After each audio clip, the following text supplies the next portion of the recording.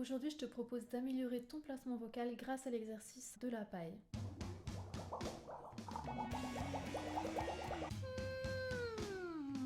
Bienvenue sur cette vidéo, c'est la minute pendant laquelle je parle d'un exercice en particulier en allant à l'essentiel et aujourd'hui c'est la paille. Je vais t'expliquer à quoi sert cet exercice, comment bien le faire et pour finir les différentes façons de l'utiliser. Alors pour commencer on va voir à quoi ça sert, d'où vient cet exercice et pourquoi c'est important de le faire. L'exercice de la paille, à la base, c'est un exercice de rééducation vocale. Donc on l'a d'abord utilisé pour les personnes ayant des problèmes vocaux, de dysphonie et problèmes variés. Je vais pas rentrer dans les détails parce que ça serait un petit peu long et un petit peu compliqué, mais si tu as envie d'en savoir plus, je vais te mettre en barre d'infos une ou deux études. Pour résumer, la voix va te permettre d'équilibrer la pression sous-glottique avec la pression sus-glottique. En gros, la pression d'air qui vient sous tes cordes vocales, de la pression qu'exercent tes cordes vocales pour lutter contre cette pression. Donc on va dire en fait la contre-pression. Je ne vais pas non plus rentrer dans les détails, ça fera l'objet d'une autre vidéo. Mais en gros, si les deux ne sont pas équilibrés, il y a forçage vocal et donc fatigue vocale. Ce qu'il faut que tu saches, ce qu'il faut que tu comprennes, c'est que la paille va te permettre de poser la voix sur le souffle, pour utiliser un terme un petit peu plus de professeur de chant et non scientifique. C'est-à-dire que ça va aider la voix à se placer de la meilleure façon qui soit, la plus naturelle. Comme je te l'ai dit, ça va équilibrer les pressions d'air et du coup ton larynx, c'est le cartilage qu'on a ici qui bouge quand on va faire des aigus ou des graves, ce cartilage-là va être plus tranquille. En termes de sensation, ça va se traduire simplement par une voix plus détendue, plus souple et juste plus agréable en fait. En gros, ça va permettre à tes cordes vocales de vibrer de la meilleure façon qui soit. Donc en fait, cet exercice, c'est pour moi un des meilleurs exercices à intégrer dans tes séances de chant, car il va te permettre plusieurs choses si tu le réalises correctement.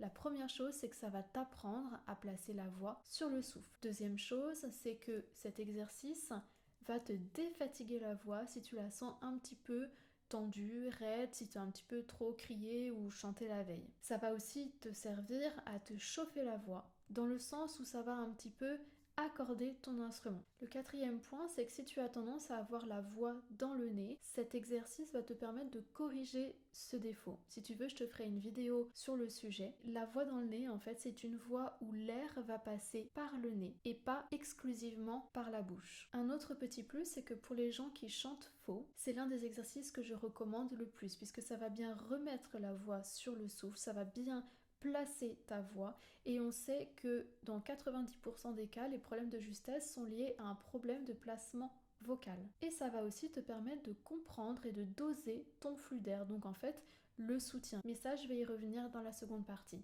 Alors maintenant, comment faire cet exercice? Comment bien le faire? Il y a effectivement plusieurs petits trucs à éviter.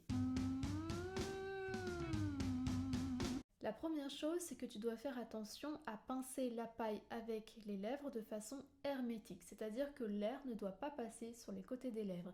Et même si tu ressens un petit peu plus de vibration au niveau des lèvres, c'est pas bon signe, ça veut dire qu'il y a quand même un petit peu d'air qui passe. Et pas... Donc en fait ça sert à rien puisque l'air passe sur le côté et pas exclusivement dans la paille. La deuxième chose à vérifier, c'est que l'air ne passe pas par le nez.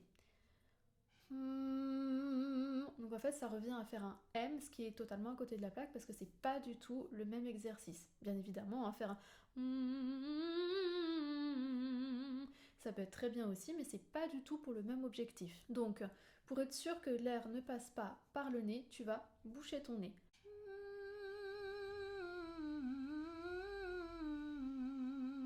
Tu dois aussi vérifier que la vitesse d'air est bien régulière, c'est-à-dire que tu mets autant d'air au début qu'à la fin de ton émission vocale. Et la dernière chose à éviter, c'est de ne pas trop serrer les lèvres et de ne pas trop crisper la mâchoire, au risque de créer des tensions parasites. Et en fait, la mâchoire, elle est insérée sur les muscles qui tirent ton larynx vers le haut, donc une mâchoire ou une langue tendue, ça fait un larynx, donc des cordes vocales et une émission vocale tendue.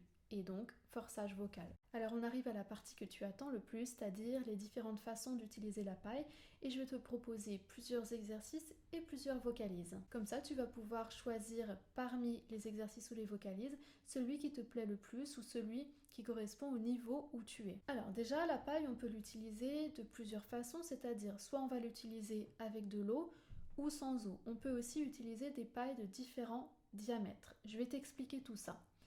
Avec l'eau, il te suffit de prendre un verre avec un petit peu d'eau. Le premier exercice que je te propose, c'est tout simplement de souffler dans la paille en faisant des bulles dans l'eau et en vérifiant que les bulles soient toujours de la même intensité, c'est-à-dire toujours à la même hauteur. Ça va te permettre de prendre conscience de ton flux d'air, c'est-à-dire que tu vas pouvoir visuellement contrôler si ton flux d'air est régulier. C'est-à-dire qu'on a souvent tendance à mettre plus d'air au début et moins à la fin, alors que la vitesse d'air doit tout le temps être la même, du début à la fin de l'émission vocale, que tu sois dans le grave ou dans l'aigu. C'est ce qui va faire l'homogénéité de ta voix, c'est extrêmement important.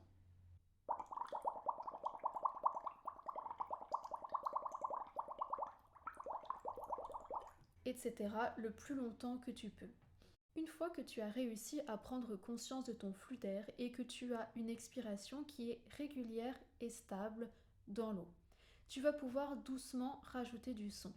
Pour cela, tu vas commencer, comme ce qu'on a fait tout à l'heure, à souffler dans l'eau en faisant des bulles, et au milieu de ton expiration, tu vas rajouter le son, puis tu vas l'enlever. Je te montre un exemple.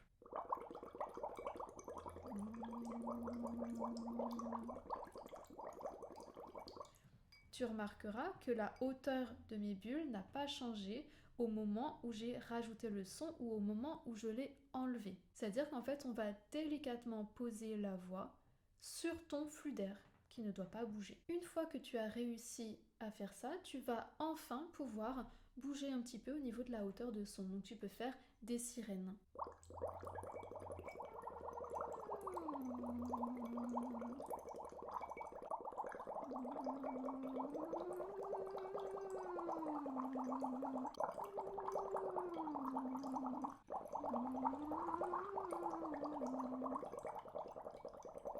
Tu peux même travailler toutes tes chansons avec la paille pour repérer les endroits où tu as tendance à forcer et où tes bulles ne sont pas stables, c'est-à-dire que tu vas augmenter ou ralentir la vitesse d'air. Et une fois que tu maîtrises cet exercice avec l'eau, tu vas pouvoir le faire sans l'eau. Donc c'est un petit peu plus dur, c'est pour ça que je te propose de commencer avec les bulles.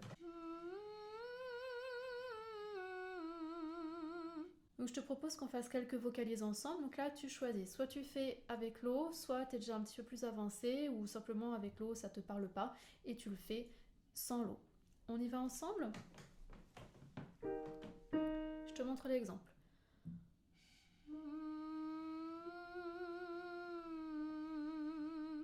On y va ensemble.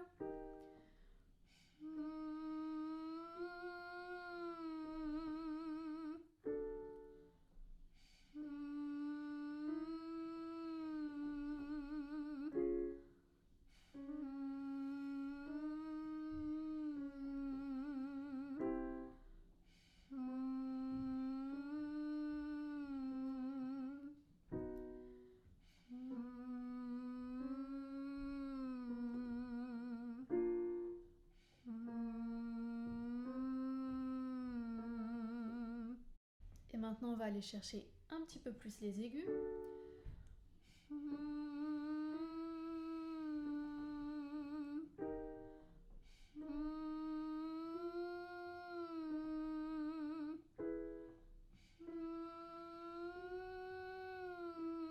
Bien évidemment, tu t'arrêtes dès que c'est inconfortable.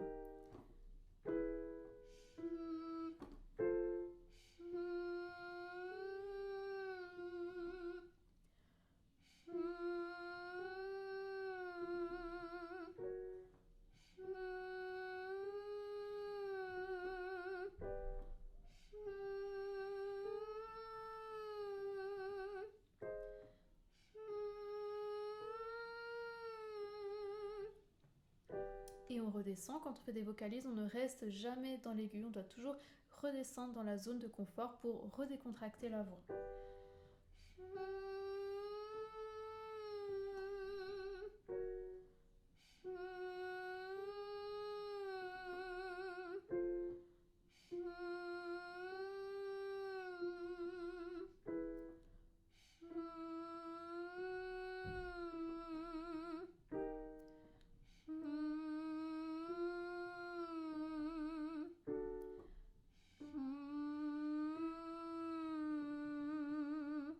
comme je te le disais tout à l'heure, l'exercice de la paille, elle peut aussi se faire avec une paille de différents diamètres. Plus le diamètre va être grand, plus ça va être facile.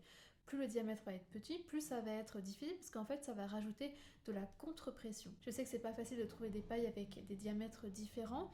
C'est pourquoi en fait tu peux juste prendre une paille comme ça et tu vas simplement varier l'intensité de la contre-pression en fermant ici, en appuyant ici plus ou moins.